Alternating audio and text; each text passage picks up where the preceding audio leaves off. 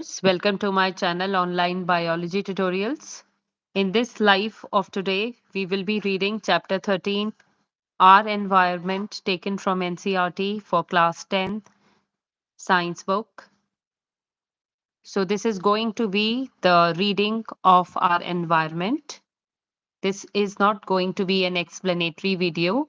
In case you are interested in hearing to such audios, a playlist has already been uploaded. You can visit my channel and you can hear to the audio of earlier 12 chapters, chapter 1 to chapter 12.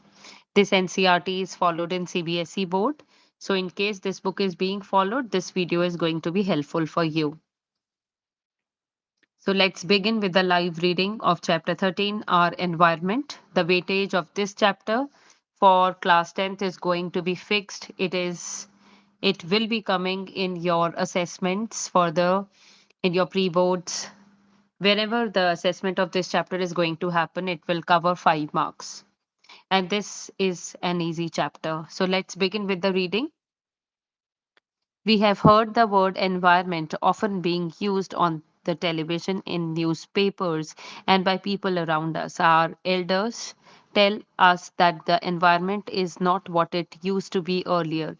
Others say that we should work in a healthy environment, and global summits involving the developed and developing countries are regularly held to discuss environmental issues. In this chapter, we shall be studying how various components in the environment interact with each other and how we impact the environment.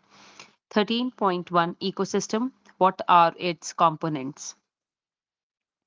All organisms, such as plants, animals, microorganisms, and human beings, as well as the physical surroundings, interact with each other and maintain a balance in nature. All the interacting organisms in an area, together with the non living constituents of the environment, form an ecosystem. Thus, an ecosystem consists of biotic components comprising living organisms and abiotic components comprising physical factors like temperature, rainfall, wind, soil, and minerals. For example, if you visit a garden, you will find different plants such as grasses, trees, flower bearing plants like rose, jasmine, sunflower, and animals like frogs, insects, and birds. All these living organisms interact with each other, and their growth, reproduction, and other activities are affected by the abiotic components of ecosystem. So a garden is an ecosystem. Other types of ecosystems are forests, ponds, and lakes. These are natural ecosystems, while gardens and crossfields are human made artificial ecosystems. Activity 13.1. You might have seen an aquarium. Let us try to design one. What are the things that we need to keep in mind when we create an aquarium? The fish would need a free space for swimming. It could be a large jar, water, oxygen, and food. We can provide oxygen through an oxygen pump or aerator and fish food, which is available in the market.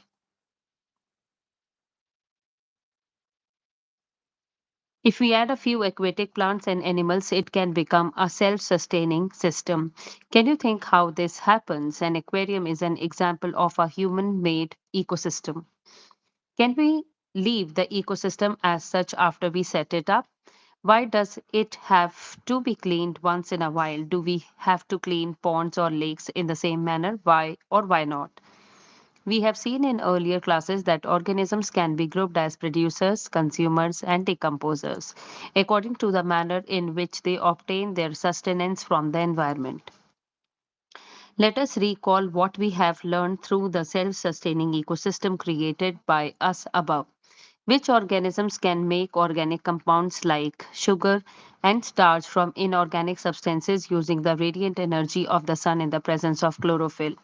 All green plants and certain bacteria which can produce food by photosynthesis come under this category and are called the producers.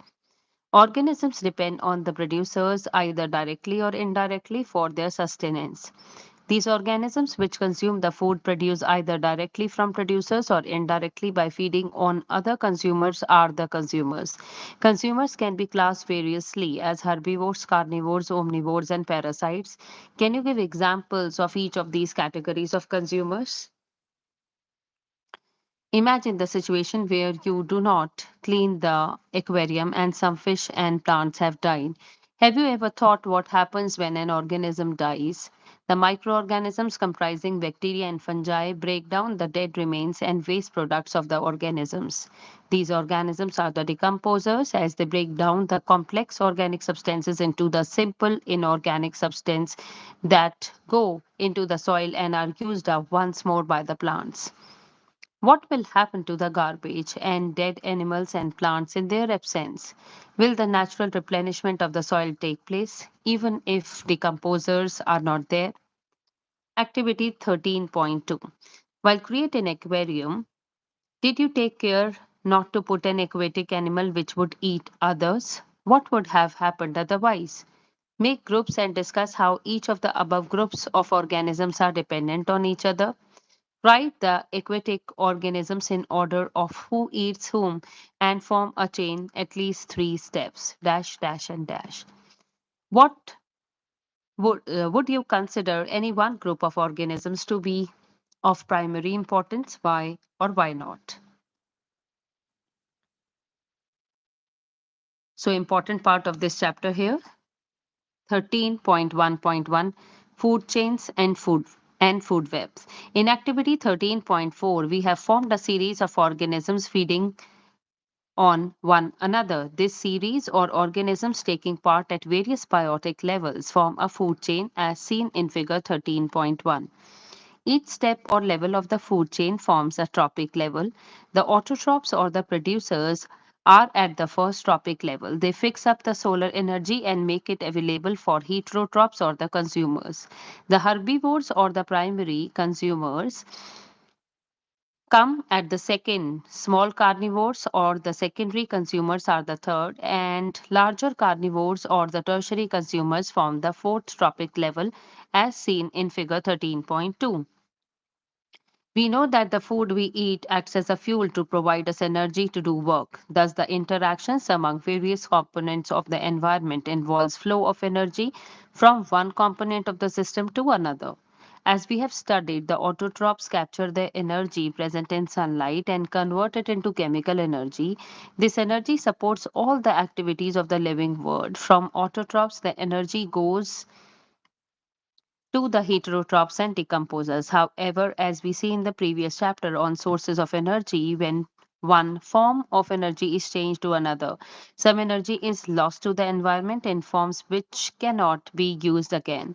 The flow of energy between various components of the environment has been extensively studied, and it has been found that the green plants in a terrestrial ecosystem capture about 1% of the energy of sunlight that falls on their leaves and convert it into food energy.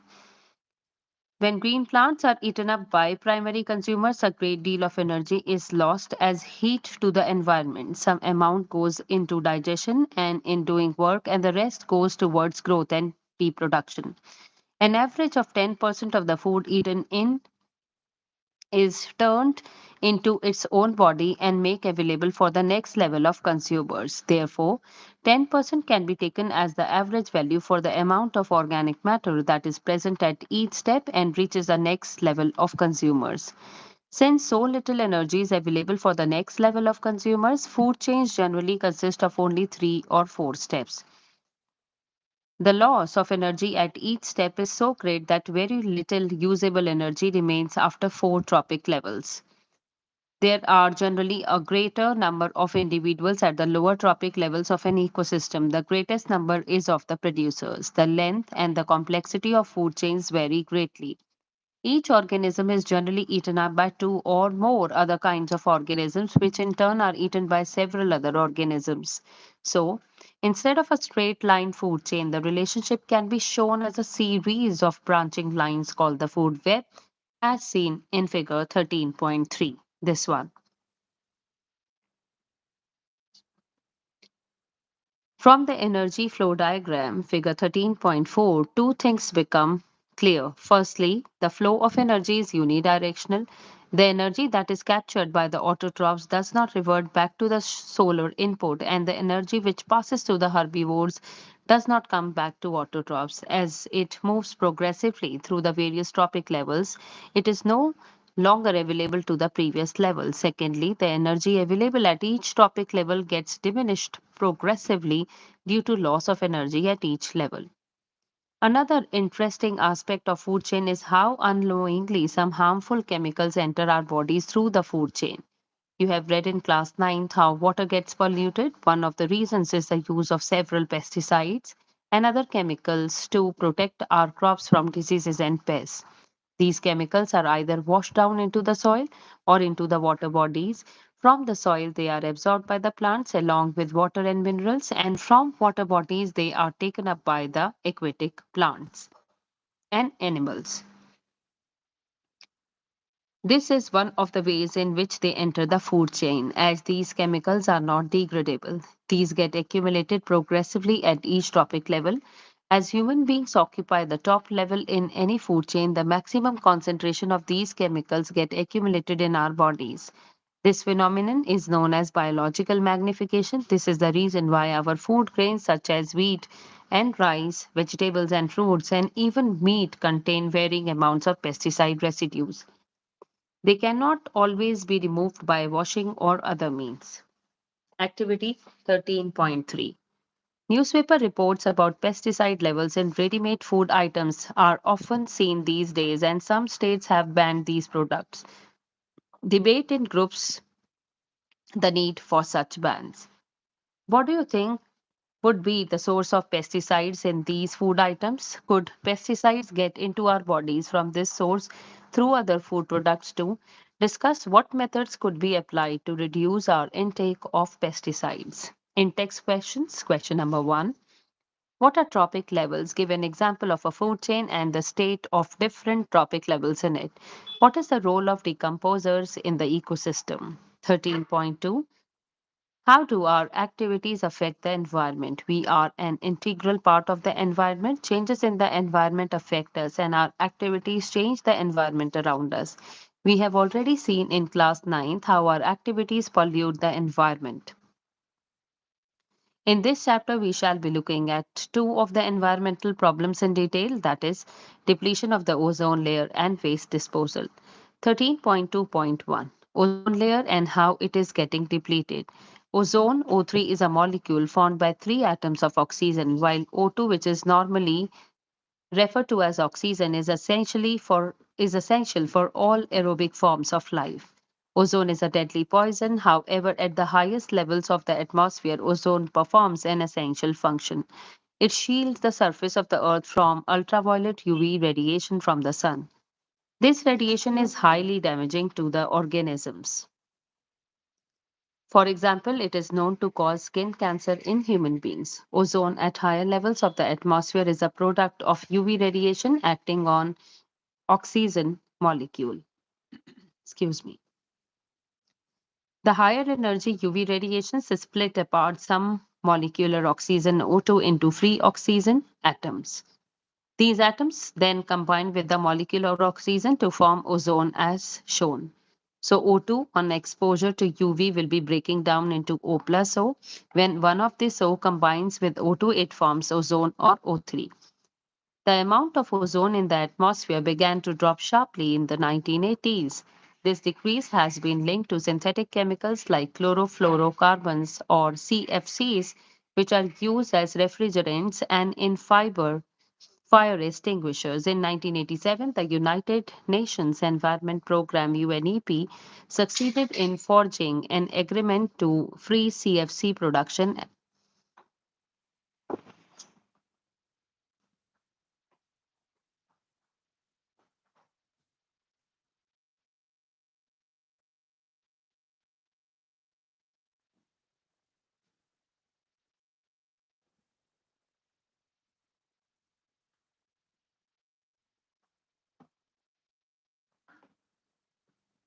CFC production at 1986 levels. It is now mandatory for all the manufacturing companies to make CFC free refrigerators throughout the world. Activity 13.4. Find out from the library, internet, or newspaper reports which chemicals are responsible for the depletion of the ozone layer. Find out if the regulations put in place to control the emission of these chemicals have succeeded in reducing the damage to the ozone layer. Has the size of the hole in the ozone layer changed in the recent years?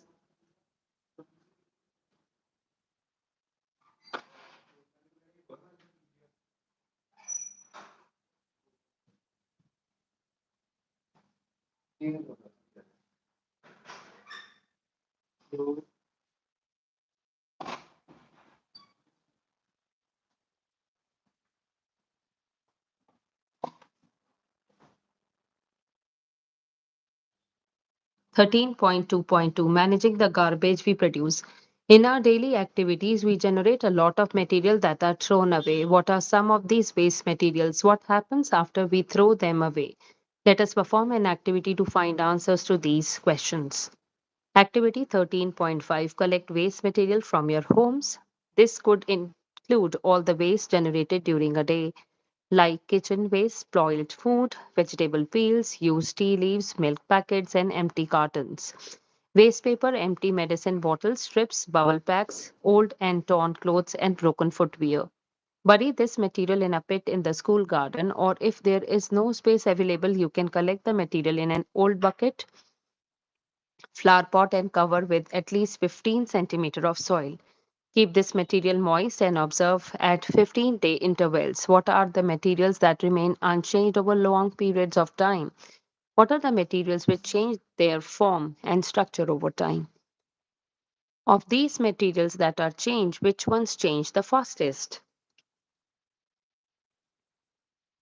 We have seen in the chapter on life processes that the food we eat is digested by various enzymes in our body. Have you ever wondered why the same enzyme does not break down everything we eat? Enzymes are specific in their action. Specific enzymes are needed for the breakdown of a particular substance. That is why we will not get any energy if we try to eat coal. Because of this, many human made materials like plastics will not be broken down by the action of bacteria or other saprophytes. These materials will be acted upon by physical processes like heat and pressure, but under the ambient conditions found in our environment, these persist for a long time. Substances that are broken down by biological processes are said to be biodegradable. How many of the substances you buried were biodegradable? Substances that are not broken down in this manner are said to be non biodegradable. These substances may be inert and simply persist in the environment for a long time or may harm the various members of the ecosystem. Activity 13.6 Use the library or internet to find out more about biodegradable and non biodegradable substances. How long are various non biodegradable substances expected to last in our environment? These days, new types of plastics which are said to be biodegradable are available. Find out more about such materials and whether they do or do not harm the environment. In-text questions. Question number 1. Why are some substances biodegradable and some non biodegradable? 2. Give any two ways in which biodegradable substances would affect the environment. 3. Give any two ways in which non biodegradable substances would affect the environment. Visit any town or city, and we are sure to find heaps of garbage all over the place. Visit any place of tourist interest, and we are sure to find the place littered with empty food wrappers. In the earlier classes, we have talked about this problem of dealing with the garbage that we generate. Let us now look at the problem a bit more deeply. Activity 13.7. Find out what happens to the waste generated at home. Is there a system in place to collect this waste? Find out how the local body, panchayat, municipal corporation, resident welfare association deals with the waste. Are there mechanisms in place to treat the biodegradable and non biodegradable waste separately? Calculate how much waste is generated at home in a day. How much of this waste is biodegradable? Calculate how much waste is generated in the classrooms in a day. How much of this waste is biodegradable? Suggest ways of dealing with this waste. Activity 13.8. Find out how the sewage in your locality is treated. Are there mechanisms in place to ensure that local water bodies are not polluted by untreated sewage? Find out how the local industries in your locality treat these waste. Are these mechanisms in place to ensure that the soil and the water are not polluted by this waste? Improvements in our lifestyle have resulted in greater amounts of waste material generation. Changes in attitude also have a role to play, with more and more things we use becoming disposable. Changes in packaging have resulted in much of our waste becoming non biodegradable. What do you think will be the impact of these in our environment? Think it over. Disposable cups in the trains. If you ask your parents, they will probably remember a time when tea in trains was served in plastic glasses, which had to be returned to the vendor. The introduction of the disposable cups was hailed as a step forward for reasons of hygiene. No one at that time perhaps thought about the impact caused by the disposal of millions of these cups on daily basis. Some time back, coolers, that is disposable cups made of clay, were suggested as an alternative, but a little thought showed that making these coolers on a large scale would result in the loss of the fertile topsoil. Now disposable paper cups are being used. What do you think are the advantages of disposable paper cups over the disposable plastic cups? Activity 13.9. Search the internet or library to find out what hazardous materials have to be dealt with while disposing of electronic items. How would these materials affect the environment? Find out how plastics are recycled. Does the recycling process have any impact on the environment? And text question. What is ozone and how does it affect any ecosystem? How can you help in reducing the problem of waste disposal? Give any two methods. So, the summary of our environment: the various components of an ecosystem are interdependent. The producers make the energy from sunlight available to the rest of the ecosystem.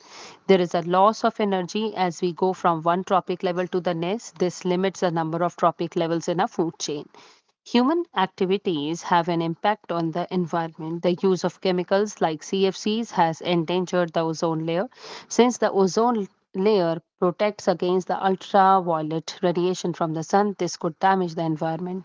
The waste we generate may be biodegradable or non biodegradable. The disposal of the waste we generate is causing serious environmental problems. So we are done with the live reading of our environment. This is chapter number 13 of class 10 science NCERT. The weightage of this chapter in your assessments is fixed. It will be coming for 5 marks. In case you are interested in hearing the audios of first 12 chapters, do visit the playlist. Thank you for connecting. See you in next video.